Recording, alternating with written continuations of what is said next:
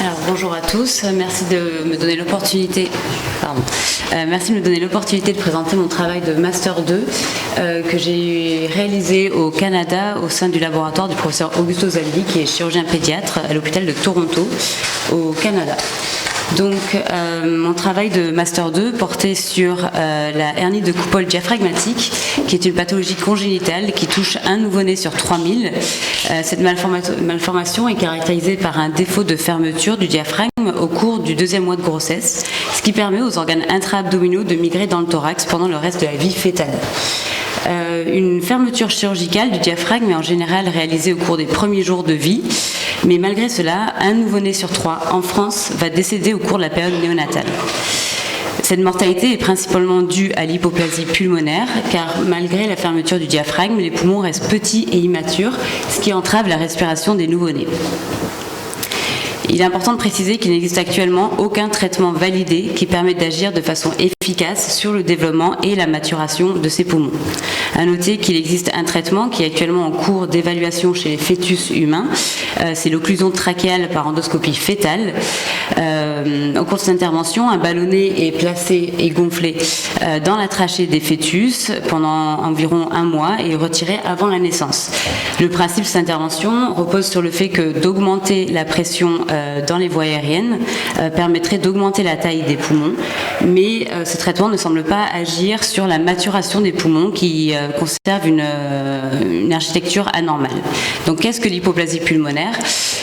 Ça s'apparente à un retard de développement, c'est-à-dire qu'à la naissance, les poumons des fœtus qui devraient être dans le stade alvéolaire de développement sont plus proches du stade saculaire. Donc macroscopiquement, ce sont des poumons plus petits qu'un poumon normal. Et au niveau de l'architecture, on retrouve une diminution du nombre d'alvéoles avec une augmentation de l'épaisseur des parois alvéolaires. Et enfin, au niveau cellulaire, l'hypoplasie pulmonaire est caractérisée par un épithélium qui est immature et un mésenchyme défectueux avec un déséquilibre de différenciation des fibroblastes pulmonaires.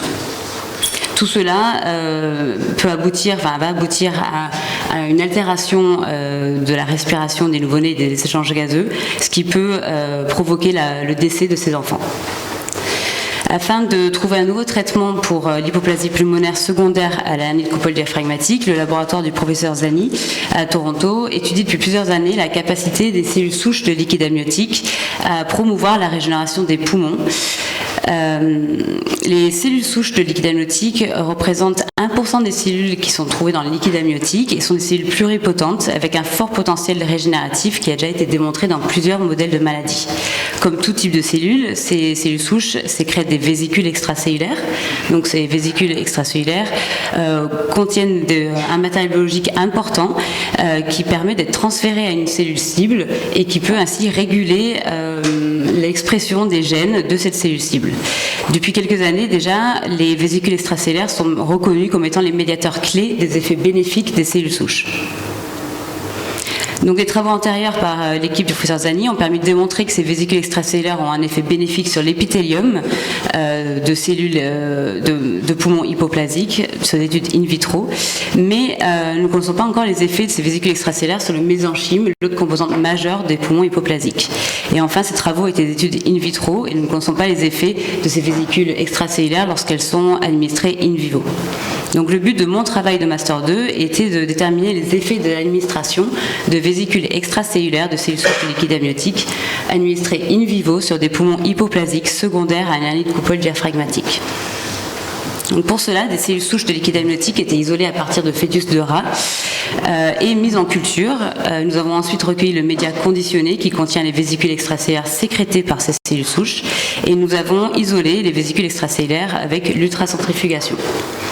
Ces vésicules extracellulaires étaient caractérisées en fonction de leur morphologie, de leur taille et de l'expression de marqueurs de vésicules extracellulaires selon les recommandations de la Société internationale de vésicules extracellulaires. Afin d'administrer le traitement in vivo, nous avons utilisé le modèle chirurgical de hernie de coupole diaphragmatique chez le lapin. Donc au cours de ce modèle, une lapine gestante est anesthésiée et une hernie de coupole diaphragmatique est créée chirurgicalement chez certains de ces fœtus afin de développer une hypoplasie pulmonaire chez ces fœtus. 2 jours plus tard, après la création de l'hernie de Coupole, 2 groupes de fœtus ont reçu un traitement, soit par occlusion trachéale seule ou occlusion trachéale avec injection intratrachéale de vésicules extracellulaires de cellules souches du liquide amniotique. Donc l'occlusion trachéale nous permet de reproduire les effets du seul traitement qui est actuellement en cours d'évaluation chez les fœtus humains et permet dans notre étude d'éviter la fuite des vésicules extracellulaires vers le liquide amniotique après l'injection. Donc vous voyez ici une injection de vésicules extracellulaires qui était réalisée juste avant de faire la ligature trachéale. Vous pouvez voir ici la tête du fœtus et l'injection. À terme, le poumon gauche des fœtus était recueilli pour analyse histologique et biologie moléculaire. Afin d'évaluer le développement de ces poumons, nous avons utilisé comme critères de jugement principaux les 3 modifications majeures qui ont lieu lors du stade alvéolaire, donc le dernier stade de développement des poumons, qui sont l'augmentation du nombre d'alvéoles, l'amincissement des parois alvéolaires et la différenciation des fibroblastes. Donc, tout d'abord, nous avons évalué le nombre d'alvéoles en utilisant le Radial Alveolar Count, qui est un index validé dans l'hypoplasie pulmonaire depuis plus de 50 ans. Cela nous a d'abord permis de confirmer que le nombre d'alvéoles diminuait dans notre modèle de hernie de Coupole diaphragmatique, comme vous pouvez voir ici. Et le traitement par occlusion trachéale seule ou avec injection de vésicules extracellulaires de cellules souches du liquide amniotique semblait augmenter le nombre d'alvéoles. Lorsque nous avons quantifié cela, le Radial Alveolar Count diminue dans le groupe hernie de Coupole et seule l'administration de vésicules extracellulaires de cellules souches liquides amniotiques avec l'occlusion trachéale permettait d'augmenter de façon significative cet index. Nous avons ensuite évalué l'épaisseur des parois alvéolaires qui était augmentée dans le groupe hernie de Coupole. L'occlusion trachéale n'avait aucun effet sur l'épaisseur des parois alvéolaires, tandis que l'administration de vésicules avec l'occlusion trachéale permettait de rétablir l'épaisseur des parois au même niveau que le groupe contrôle. Et enfin, nous avons évalué la différenciation des fibroblastes. Au cours du développement pulmonaire, le mésenchyme est constitué de progéniteurs de fibroblastes qui peuvent se développer soit en lipofibroblastes ou en myofibroblastes. Les lipofibroblastes sont des cellules qui stockent et transfèrent les lipides aux cellules épithéliales pour former le surfactant, qui est indispensable à la respiration à la naissance de ces nouveau-nés. Et de l'autre côté, les myofibroblastes sont des cellules contractiles qui jouent un rôle d'acceptation secondaire lors du développement, du stade alvéolaire, ce qui augmente le nombre d'alvéoles. Afin d'évaluer la maturation du mésenchyme, nous avons utilisé des techniques de PCR quantitative afin d'évaluer l'expression de gènes marqueurs de différenciation comme ADRP et ACTA2, ainsi que de facteurs de croissance appliqués dans la différenciation de ces fibroblastes qui sont FGF 10 et 18. Donc tout d'abord dans les poumons avec une hernie de Coupole diaphragmatique, nous avons remarqué une diminution des gènes associés aux myofibroblastes par rapport au groupe contrôle, tandis qu'il n'y avait pas de modification des gènes liés aux lipofibroblastes. Après l'occlusion trachéale, on a assisté à une augmentation des gènes liés aux myofibroblastes, tandis que l'occlusion trachéale provoquait une diminution des gènes liés aux lipofibroblastes, qui sont pourtant indispensables à la respiration des nouveau-nés. Et enfin, après l'injection de vésicules extracellulaires, nous avons remarqué une augmentation des gènes associés aux lipofibroblastes par rapport à l'occlusion trachéale seule, avec une diminution du facteur de croissance des myofibroblastes, mais une différenciation des myofibroblastes qui restait similaire au groupe contrôle.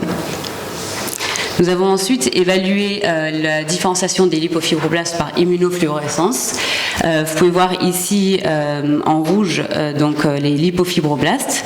Et cela nous a permis de confirmer que l'occlusion trachéale provoquait une diminution du nombre de lipofibroblastes, tandis que l'injection de vésicules extracellulaires augmentait le nombre de lipofibroblastes, comme vu précédemment au niveau des gènes. Donc en conclusion, l'administration des vésicules extracellulaires de cellules souches de liquide amniotique ont des effets bénéfiques sur les poumons hypoplasiques, que ce soit pour augmenter les nombres d'alvéoles, ils amincissent les parois alvéolaires et surtout ils stimulent la différenciation des lipofibroblastes sans altérer la différenciation des myofibroblastes.